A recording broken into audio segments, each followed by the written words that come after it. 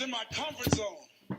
I was doing just enough to get by. I was working on a job. They paid me just enough to keep me from quitting, and I worked just hard enough to keep from getting fired. How many know people like that? Blink your eyes and you understand what I'm talking about. I was parked. I knew I could do more. But when my mama died, it took something out of me. When I went through a divorce, it took something out of me. When my best friend died, it took something out of me. I paused.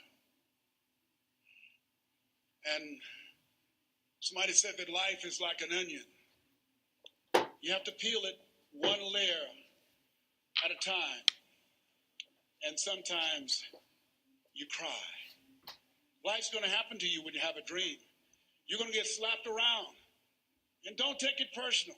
Don't ask, why did this have to happen to me? Why not you? Who would you suggest? You want to give us some names, some email addresses? And don't tell everybody. 80% don't care, and 20% glad it's you. It's called life. Suck it up and move on. Get over it.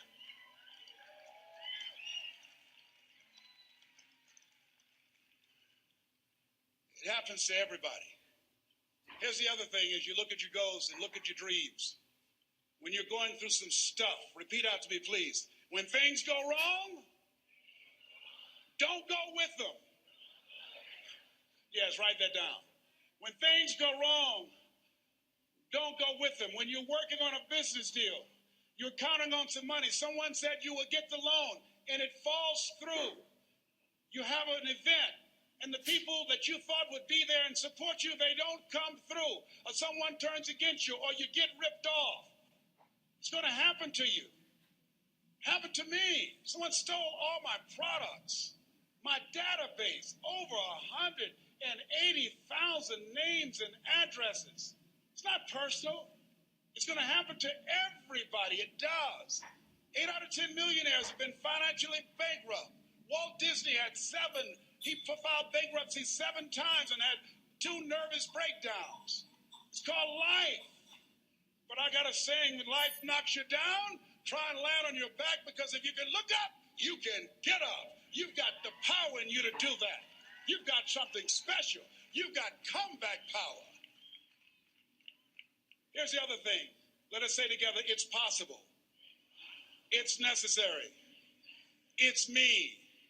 Yes, write that down. It's me. Take ownership for your life. Nobody can live your dream for you but you. Nobody's going to take care of your business like you. Stop coming up with excuses. Don't give yourself permission to continue to live a small life. You can't fit a big dream into a small life.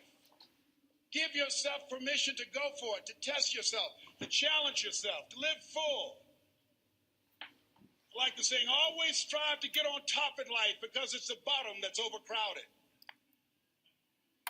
The reason you're here is because there's something in you that says, I can do more. This just can't be it. There's something in you. There's a calling on your life. Through action. You can tell people who are committed and those people who don't feel worthy. The people that are committed are busy doing it. The people that don't feel worthy are like a guy I talked to last night who told me, hey, I sure like to do what you're doing. However, I just don't want the responsibility. The company I work for, they're taking good care of me. I say, let me tell you something. Once you increase your sense of worthiness, you won't even be able to open your mouth saying that somebody is taking care of you. You want to take care of yourself. But see, because he doesn't feel worthy, he's intelligent. 17 years from a major corporation. They've spent thousands of dollars training him. He knows he has the book knowledge. But his attitude is, his vision of himself, his sense of deservingness says, you can't have that. So he will fabricate all kinds of excuses on why he can't have it. Robert Anthony said something. Robert Anthony said that you can only have 2 things in life. Reasons or results. Notice, reasons don't count. I like that. Folks will always point out reasons on why they're not living their dream, on why they're not manifesting their greatness. They will always be able to point those things out, but none of those things count. The only thing that counts are results. And results don't lie, ladies and gentlemen. They tell it all. Judge a tree by the fruit that it bears, not the ones that it might talk about, not the ones that it might wish for or think about or affirm about, but the fruit that it actually bears. So let us look. I think that all of us are committed. But I think that some of us are producing results in our lives that level of commitment brings that we particularly don't like or find distasteful. I don't think that as a participant in life, you cannot be committed. You're either committed to mediocrity or you're committed to greatness. You're either committed to being productive or you're committed to being non-productive. You're committed to being happy or you're committed to being unhappy. See, whatever you're doing, however you spend your time, that tells you who you are. So think about what it is you like to create in your life experience. Once I look at how you commit your time, once I do an evaluation on how you spend your time, I can tell you exactly what you're committed to. People that say they have dreams or want to open a business or want to do something differently than what they're now doing, they don't like their jobs, they're unhappy, they're unfulfilled. People who say they want to improve their income level, look at how they spend their time. How they spend their time, the commitment of their time, how they use that will really tell the truth. People who said, I'd like to do better, but you don't find them in vocational or technical schools upgrading their skills and their knowledge, how they spend their time, that will tell you what's going on. People who say they want to normalize their weight, they want to be healthy, but every time you see them, they're eating, that will tell you that they're committed to being obese for the rest of their lives. People tell you they want to stop smoking and they're lighting up at that time. Folk that say, I want to stop drinking, and every time you're in their face, they're reeking with alcohol, that will tell you what's going on. Don't have to listen to what they say. Just watch what they do. Commitment shows up in your life in what you do. On the other hand, you can make the commitment to your life that you don't like the results that you have and that you're going to do something about it. See, that power is available to all of us. People who look at life and decide, I want something different for myself. Carol Hatfield. Carol lives in Detroit, single mother, decided that she wanted to go into her own business, did not have enough money to do it. She wanted to have a health food store. She sold her car and used the money to start in a little storefront, a little hole in the wall. She rode to work on a bicycle. And then when she got enough money, she bought a motor scooter and did that for a long time. She is now a very successful person. She now has 3 health food stores. She said it was hard. It's a struggle, Les. She said, but I did it. She said, I made the commitment to do it, and I did it. Why is it that people are frightened by commitment? Because when you say the word commitment, that intimidates a lot of people. Why? Because it means you have to deliver. See, most people, you ask them, hey, look here, I'd like for you to do this. They'll say, I'll try. I'll try means that is my escape clause. When I don't come through, it's really a polite no. I don't have the courage to tell you no, so I'll tell you I'll try. Hey, look here, I need you to come to this meeting. I'll try. I said, what do you mean? You're going to lean toward the meeting? Try and sit down. You either do or you don't. Try and take this pencil out of my hand. You either do or you don't. There's no such thing as try. So most people like to use that language. They don't want to commit themselves because commitment means, among many things, no excuse is acceptable. That's what it means, no excuse. That if you decided that you're going to do this, if it becomes hard, then do it hard. If it's difficult, so what? If it's inconvenient, so what? See, a lot of people made a commitment to come here tonight, but they looked outside and said, it's raining. The temperature dropped. It's cold outside. And they decide to give up on their commitment. And that's how people do about their dreams. They don't honor their commitment to themselves. Let me tell you what happens when you don't keep your commitment. Number one, it begins to deplete your self-esteem and it erodes your self-image. It weakens your faith in yourself. You don't feel good when you don't keep your commitments. The other thing is that you begin to develop weak relationships with people. People begin to realize they can't depend upon you. They can't rely on you because you won't keep your word. You've established that kind of reputation. Just think, what would your life be like if you decided to keep your commitments? What will all of our lives be like if we decided to keep our commitments? That we decided to do the things that we said that we were going to do. That we wouldn't even speak it unless we were going to do it. If we decided just for a week, just see what your life can be like. Just let's do it for a commitment to make it a 7-day commitment that I won't say I will do anything unless I'm going to do it. And find out what your life will be like. Let me tell you what, if you follow it through, if you keep your commitment to the commitment, at the end of the 7 days, you'll feel strong and powerful. Because by honoring your commitment, each time that you do, that empowers you. Whatever discipline that is required, whatever it is that you must do. So I'm suggesting, number one, commit yourself to live in the present. I saw the movie, The Dead Poets Society, Robin Williams, and they had a line in there, seize the moment. Many of us are not able to move forward and develop and manifest our greatness because we spend so much time looking back or worrying about the future. Seize the moment.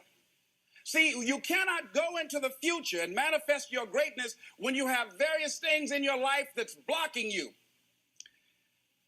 Let's look at how we can begin to keep our commitments.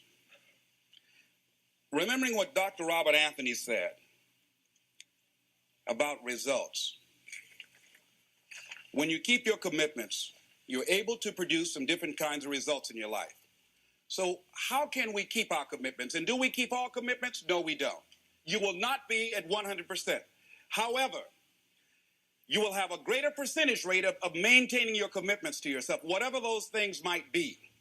If it's going into business, if it's changing a habit that you know that works against you, if it's overcoming self-destructive behavior, if it's retraining your thinking, if it's reinventing yourself, if it's trying to begin to design your relationship differently, all of us have the possibility, by focusing and really harnessing our attention and concentrating on it, we really have available to us the power to honor our commitments in those particular areas. So number one, make it priority.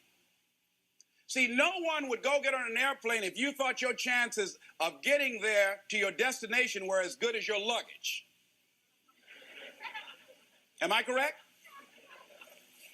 See, and I say the reason that you will reach your destination more times than your luggage will is because the airline, and I'm glad that they do, has made it a priority to move the human beings from one point to the other safely. Not send you off to Boston or someplace with your luggage. So I'm not really upset when my luggage doesn't show up. I'm glad they delivered me because they've made me a priority. See, they have made delivering you to your destination important. So if you want to honor your commitment, whatever you decide that you're going to do, make sure you make it important. Make sure it is priority. Keep it before you. The other thing is, whatever that you want to do, whatever you want to begin to create and beginning to manifest your greatness and strengthening your level of commitment, and it's really exercising your will, find something that you want to do on your goal, one action step, but make sure it stretches you, that it challenges you, but it's doable, that you can do it. This year I decided that I was going to exercise. So I started out doing just 10 setups and 10 push-ups. I know I can do that and not get upset about it. I can do that without thinking. So I started out small. Now I'm up to 50. But if I try to do 50 starting out, I wouldn't still be doing it. So I started doing it in manageable segments. Do that. And that strengthens your will. So my commitment now is strengthened and fortified by the activity of actually doing it. So now I can expand and build from there. When I decided to begin to manage my money differently And I started saving 5% of my money. Then I increased it to 10%, then to 15%. So now I have disciplined myself to live off 75% of my income. I took discipline to do that, but I started watching how I was spending my money. I started keeping a log and following myself. So you want to begin to find something that is manageable, that you know that you can do. The next thing, in beginning to keep your commitments to yourself, have some friends that will hold you accountable, that won't let you off the hook, that won't tolerate anything less than the best from you. People that will support you in this new way of being, in this new state of consciousness. The other thing is that important is... First, there was this promise. If you like your doctor, you will be able to keep your doctor. Now we know that's not true, but Obamacare is getting worse. Insurance premiums on Obamacare exchanges will rise an average of 25%. There will also be fewer health plans to choose from. In some states, premiums are increasing 40, 50, even 116%. Insurance companies are leaving, meaning less choice. Tell Congress it's time to repeal and replace Obamacare. The other thing is that important is have a contingency plan. See, many times when you make a commitment to do something, there are some other variables that will happen that you can't control or you perhaps did not think about. So you want to have some other plans going on. You want to become creative. See, most people don't keep their commitments because when something goes wrong, they just stop. They don't have a contingency plan. So they don't know what to do next. Start being creative. If you challenge yourself, many times I say, I don't know what to do. And I always ask myself, but if you did know what to do, Les, what will it be? That activates another part of my mind. I start thinking about the possibilities and just experimenting. But many of us just stop dead in our tracks. I don't know what to do. You do know what to do. You've got genius in you. Challenge yourself. Push yourself. Make yourself come up with something. Use your imagination. And what you will find is that you know more than you realize that you know. That you're more creative and more resourceful than you realize that you are. And as you do that, the more you do it, the easier it will become. At first, it's going to be a struggle. And after you get into a certain level of consciousness, you will ask yourself, how is it that I didn't see this before? At the level that I'm managing my business now, they say consciousness is what we are. I literally look at myself and say, how is it that I didn't do this before? Why is it that I couldn't see this before? And the reason that I didn't see it before, because I didn't challenge myself. I didn't put myself out here. See, the reason that most of us go through life never discovering our true greatness, literally walking, breathing corpses, the uncommitted life isn't worth living. Why? Because it doesn't produce anything. See, you only make things happen. Your life only counts. You only make a difference when you are committed. When you make a commitment with your life. That's the people that make a commitment with their lives. The people that make a commitment to their customers. The people that make a commitment to their families, to their relationships, are the people that make the greatest impact in life. What is commitment? Commitment is the salesman who says, look here, I'm going to make $1,000 today and I'm not going home. You can turn the lights out. The janitors could be here running the vacuum cleaner. I'm not leaving here till I do it. I used to be a door-to-door salesman. I had X number of TVs. I had a minimum amount that I knew I had to sell every day in order to provide for my mother, who was ill at the time, who had lost her job at the M&M cafeteria because of arthritis. And I said, I'm going to go door to door, and sometimes I would not come home until 1 o'clock at night, knocking on people's door, people closing. What do you want? Would you like to buy a nice working month's television set, no money down? No. What about an Emerson TV? No. Thank you very much. Do you know anybody else that would be interested? No. Thank you very kindly. Knock on another. Hello. Would you like to buy a nice working television set, no money down? No, get away from our door. Thank you very kindly. Do you know anybody else would be? Yeah, my cousin, he lives 2 doors down. Thank you very kindly. I tell him you sent me. When I hear your cousin told me that you wanted to buy a television set, told me to come here and talk to you, we got a special discount for you. Yes, come in, I'm interested. I would just keep right on. I would not go home until I did it. It's an interesting thing, ladies and gentlemen, that when we put ourselves in a situation where we say we're going to do it, it puts you in another zone where the universe responds to you, When you have that kind of consciousness, see, the universe responds to the man or woman that refuses to be denied, because that is your commitment. That business that you want, that book you want to write, that dream that you have of controlling your destiny, that is yours. That power to create that and to manifest that, that is yours. That's available to you. But you've got to be willing to stand there and face disappointment, not have support, be lonely, doubt yourself sometimes, be rejected again and again and again, become bankrupt if necessary, again and again and again, and refuse to turn around until life gives it up.